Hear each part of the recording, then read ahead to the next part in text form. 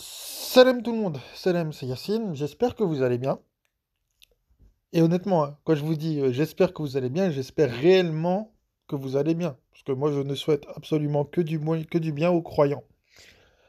D'ailleurs aux croyants de toute confession, hein, juifs, chrétiens, musulmans, voilà, voilà, tous ceux qui croient en Allah, voilà, je leur souhaite absolument que du bien. Alors, dans cette vidéo, on va réfléchir sur les traductions et leur impact. Voilà. Pourquoi? Parce qu'en fait, hier, j'ai eu en commentaire une personne qui soutient Ahmed Moualek. Et honnêtement, cette personne-là, elle m'a fait, honnêtement, hein, elle m'a réellement fait mal au cœur. Non, mais pour de vrai. Pour de vrai. Parce que cette personne, elle pense sincèrement que le Coran parle des Juifs. Elle pense sérieusement que le Coran parle des Juifs. Parce que quand elle lit la traduction,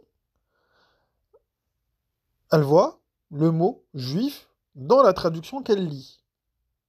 Voilà. Problème, c'est que le mot Yahoud ne veut pas dire juif. Quand on fait le travail sur le mot coraniquement, quand on fait ce qu'on appelle le tartil, c'est-à-dire que quand on prend la racine du mot et qu'on regarde comment elle est, euh, elle est développée dans le Coran, ben on voit comme quoi ça ne veut pas dire juif et ça ne peut pas vouloir dire juif.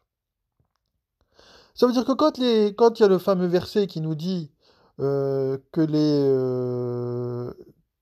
les nabis ils sont houden, ça veut dire que les nabis ils sont juifs? Non. Ça veut dire qu'ils sont guidés. Houd, c'est la guidée. D'accord? Houd dans le Coran, c'est la guidée. Houden, c'est ceux qui sont guidés. Et les Yahoud, c'est ceux qui vont à l'encontre de la guidée, qui font exactement l'inverse de la guidée et qui la combattent. Voilà qui sont les Yahoud. Ça ne veut pas dire que c'est les juifs, ça ne veut pas dire que c'est les chrétiens, ça ne veut pas dire que c'est les musulmans sunnites, chiites, ou Coran seul, ou les bouddhistes, tout ce que vous voulez. C'est juste c'est une certaine catégorie de personnes qui fait certains actes. C'est tout. Ça ne veut pas dire juif. C'est comme si je vous disais, on va parler juridiquement avec, vous savez, des catégories juridiques. C'est comme si je vous disais, bah, il y a des femmes qui sont en tutelle et en curatelle, d'accord? Ou des hommes qui sont en tutelle ou en curatelle. Ça ne veut pas dire que toutes les femmes sont en tutelle ou en curatelle, ou que tous les hommes sont en tutelle ou en curatelle. Et bien pour le mot Yahoud, c'est exactement la même chose. Voilà. C'est pas parce qu'il y a certains juifs qui font les mêmes actes que les Yahoud que tous les Yahoud sont des juifs. C'est pas parce que certains chrétiens vont tenir des propos, certains propos, etc., qu'ils sont Yahoud. Enfin, qu'ils sont tous Yahoud. Vous voyez? Ou que... Non, pour les imams, c'est encore une autre histoire, parce que eux, ils font... Je connais pas d'imam qui ne prêche qu'avec le Coran, par contre. Je ne connais personne qui n'utilise que sa révélation. Voilà.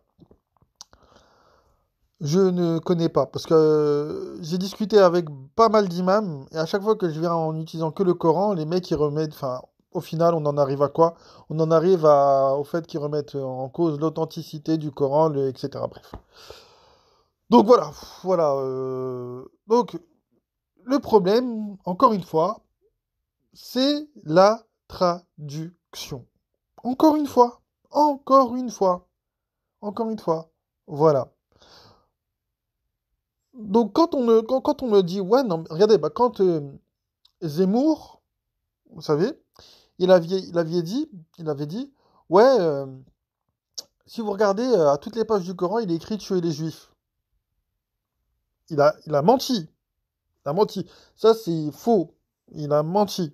Il a menti. Par contre, s'il avait dit, bah, regardez dans les traductions du Coran, on parle en mal des Juifs, Ah, il aurait eu raison. Qu'est-ce que vous auriez voulu dire? Il aurait eu raison. Il aurait eu raison. Voilà. Euh, Et le problème, encore une fois, c'est la traduction. La traduction ne dit pas ce que le Coran dit. Encore une fois, je vous le répète. La traduction du Coran, ça n'est pas le Coran. La traduction n'est qu'une œuvre humaine faite par une personne qui est dans un dogme et qui traduit le Coran en fonction de son dogme. Voilà.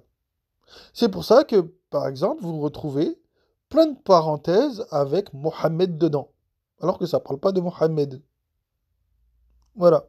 C'est pour ça que parfois dans les traductions, vous avez des petites étoiles et tout en bas, voilà, quand vous allez en bas en note de bas de page, ça vous renvoie à un hadith. C'est pour ça. Ou alors, c'est pour ça que quand vous achetez certains Corans, certaines versions du Coran, au tout début, vous allez retrouver quoi? La sira du prophète. Basé sur quoi? Sur les hadiths. Pour faire quoi?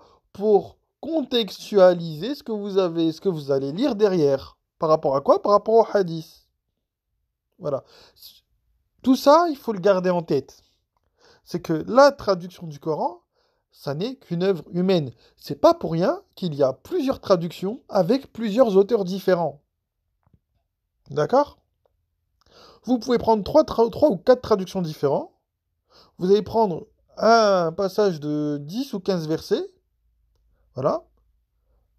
Voilà. Par exemple, je me souviens plus exactement c'est où, mais par exemple je crois que c'est dans la sourate Maryam, ou je sais plus vers la fin de la sourate Al-Baqarah, on avait fait l'expérience une fois, j'ai fait l'expérience avec des amis.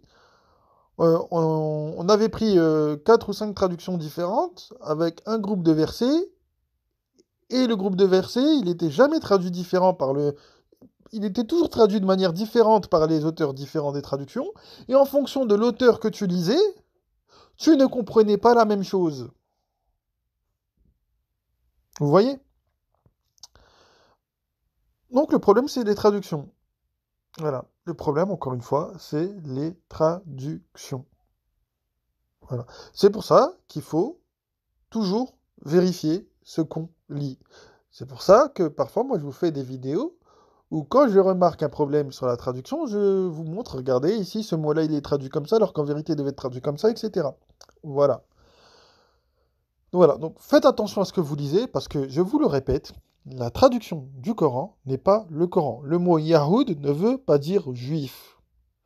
Le mot Ansar ne veut pas dire chrétien. Ni le mot Nasara, ni le mot Nasrani ne veut dire chrétien. Parce que le verset qui finit par Et Allah est le meilleur des Ansar, ça veut dire quoi? Vous allez me le traduire par Allah est le meilleur des chrétiens. Vous voyez bien que c'est pas logique. Ça ne passe pas. Vous le voyez. Vous le voyez. Donc, il y a un véritable problème avec les traductions. Et honnêtement, moi, ça me fait. Honnêtement, hier, quand j'ai voulu. Parce que cette personne, elle était hyper convaincue. Et quand j'ai voulu lui dire, bah viens, je vais t'expliquer, je vais te montrer que le mot Yahoud ne veut pas dire juif et que tu te trompes. La personne, elle n'a pas voulu. Bon, c'est pas grave, elle n'a pas voulu. Mais de voir les propos qu'elle tenait, honnêtement, moi, honnêtement, en plus, je pense que, voilà, c'est une personne qui, enfin, parce qu'elle me parlait de justice, etc. Donc c'est quelqu'un qui a des bonnes choses dans le cœur, au fond d'elle, elle est bonne. Elle est bonne, cette personne. Mais voilà, le problème, bah, c'est qu'elle se retrouve dans une manipulation avec, voilà, dans laquelle la traduction joue bien son rôle, hein.